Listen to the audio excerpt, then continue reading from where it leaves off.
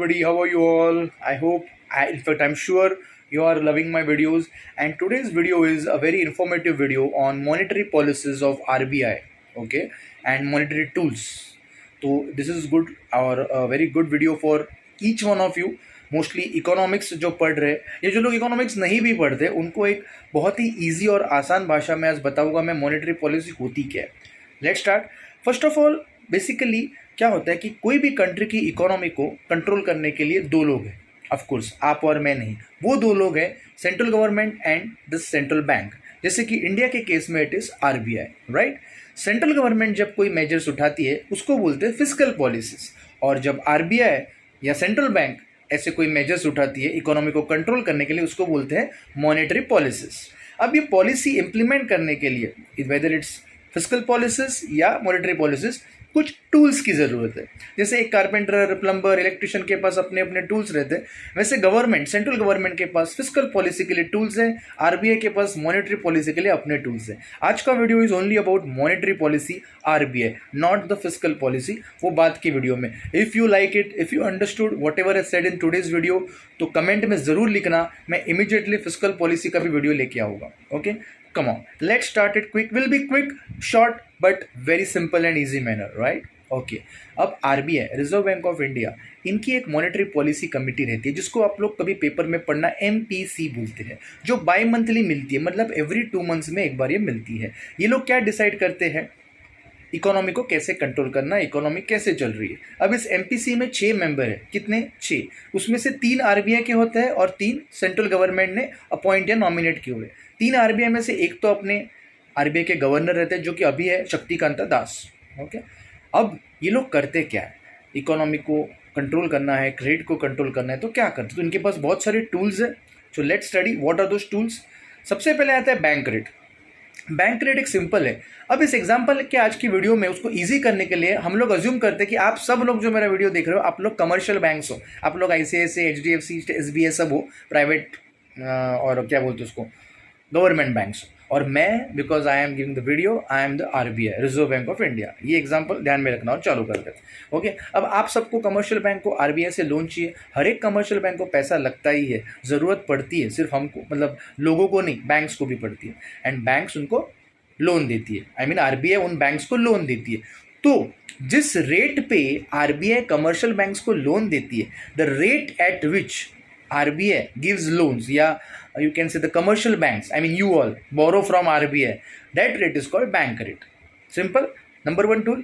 अब इसको यूज़ कैसे करते हैं, सिंपल है. देखो, मान लो इकोनॉमी में इन्फ्लेशन है, महंगाई है. इन्फ्लेशन के बहुत सारे रीज़न है, उस पर तो एक अलग वीडियो बन जाएगा. हम लोग अज्यूम करते हैं कि मैक्सिमम एक बड़ा रीज़न है कि मनी सप्लाई बहुत ज़्यादा है, सबके जेब में बहुत पैसा है, सब लोग वो जुड़वा के गाने की तरह गा रहे हैं, मेरे बटुए में है पैसा, ऐसा सब गा रहे हैं, सबके पास पैसा है. क्या होता है, पैसा सबके पास है तो सब लोग डिमांड करते हैं, सब लोग लोन लेते हैं, घर के लिए, 2 व्हीलर के लिए, 4 व्हीलर के लिए. अब इससे इन्फ्लेशन बढ़ेगा. अब देखो जादू की चप्पी, बैंक रेट से क्या करता है आरबीआई. आरबीआई, मान लो बैंक रेट अभी 4% है, आरबीआई उस बैंक रेट को इमीडिएटली अनाउंस करेगा एमपीसी में कि आज से ये 6% या कल से 6%. अब कमर्शियल बैंक टेंशन में आ गई, बिकॉज कमर्शियल बैंक थोड़ी बोरो करना छोड़ेगी, उनको तो आरबीआई से पैसे चाहिए, लेकिन अभी उनको 6% में पैसा लेके जाना पड़ेगा.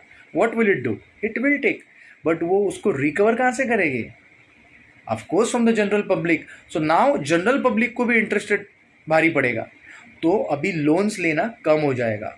लोन कम, डिमांड कम, डिमांड कम, प्राइस कम, प्राइस कम, इन्फ्लेशन, महंगाई कम.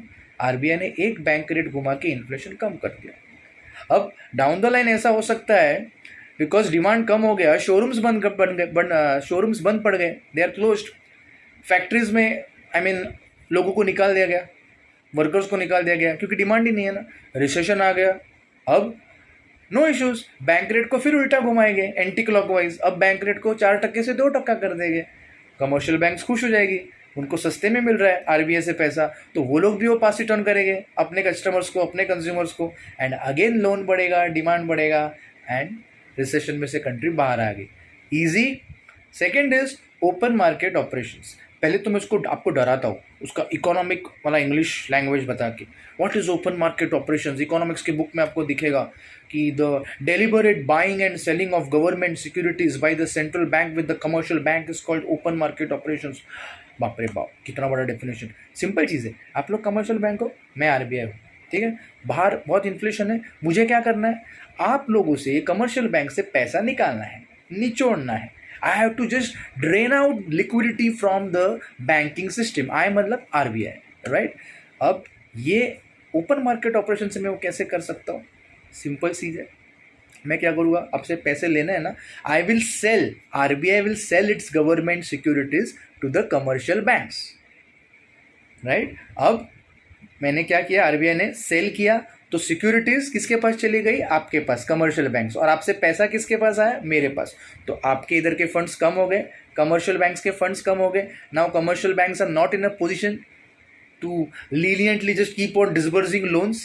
फिर से लोन्स कम, डिमांड कम, इन्फ्लेशन कम हुआ ना। अब आप बोलोगे कमर्शियल बैंक्स ने परचेस ही नहीं किया, तो मैंने कहा ना डेलिबरेट एंड मैंडेटरी है। आरबीआई ने बोला तो बोला, आरबीआई को बेचना है गवर्नमेंट सिक्योरिटीज, आपको तो बेचना है, आपको खरीदना ही पड़ेगा, पैसे दो इधर, सिंपल।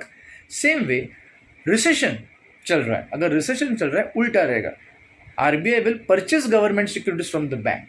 हम खरीदते हैं तुमसे, अब पैसा किधर जाएगा, फ्लो आरबीआई से आपके पास, कमर्शियल बैंक्स के पास। अब फंड्स बढ़ गए, right. What has RBI done, it has pumped money funds in the banking system so that banking system can leniently disburse loans to the people and loans बढ़े, demand बढ़े and recession में से economy बाहर आए। Simple open market operations. Third पे आते हैं, third और फोर्थ साथ में करते हैं। CRR cash reserve ratio, SLR statutory liquidity ratio. CRR मतलब क्या, हर एक बैंक को उसका जितना भी वो डिपॉजिट सब है उसमें से 4%, आई मीन सम परसेंट, अभी मैं कुछ, आई थिंक इट इज 4%, तो कुछ परसेंटेज आरबीआई के पास रखना पड़ता है, इट इज मैंडेटरी। उसको बोलते हैं कैश रिजर्व रेशियो, रिजर्व में रखा है ना। सेम चीज़ आरबीआई इस टूल को भी यूज़ करती है। जब भी इन्फ्लेशन रहेगा, I think you got the answer, अभी आप सबको आंसर आया, आरबीआई सीआरआर को बढ़ाएगी, और जब भी रिसेशन रहेगा आरबीआई सीआरआर को कम करेगी, as simple as that. SLR का भी सेम है, स्टैट्यूटरी लिक्विडिटी रेशियो।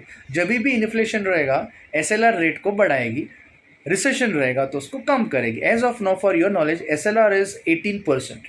अब दूसरा चीज, सीआरआर और एसएलआर में डिफरेंस क्या है, दोनों में रिजर्व रखते हैं, येस यू आर राइट, दोनों में रिजर्व रखते हैं। फर्क ये है, कैश रिजर्व रेशियो में only in form of cash reserves RBI के पास बैंक रख सकती है, whereas in case of SLR the commercial banks can keep reserves with the RBI in the form of cash, government securities and gold, इन तीनों form में रख सकती है, राइट। अब बचता है repo rate and reverse repo rate. Now what is repo rate?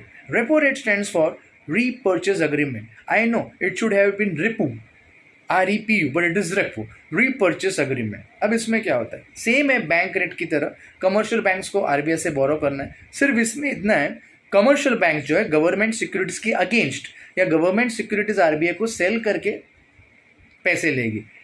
Commercial banks क्या बोलेगी, ये गवर्नमेंट सिक्योरिटीज ले लो, बेचते हो हम लोग आपको, राइट, इसके बदले में हमको पैसे दे दो, लेकिन with the promise to repurchase it again, इसलिए उसको बोलते हैं रीपर्चेस अग्रीमेंट। तो जिस रेट में ये रीपर्चेस होता है उसको बोलते हैं रेपो रेट, उसको बोलते हैं रीपर्चेस रेट, सिंपल। तो सेम है बैंक रेट की तरह, सिर्फ इसमें गवर्नमेंट सिक्योरिटीज बीच में आती है।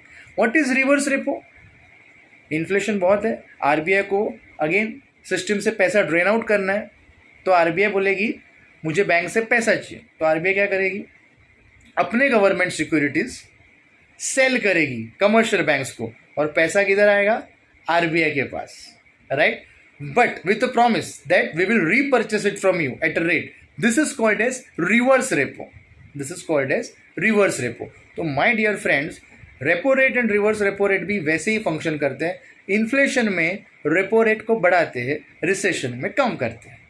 रिवर्स रेपो भी सेम है, इन्फ्लेशन में उसको बढ़ाते हैं, रिसेशन में कम करते हैं। I will tell you why.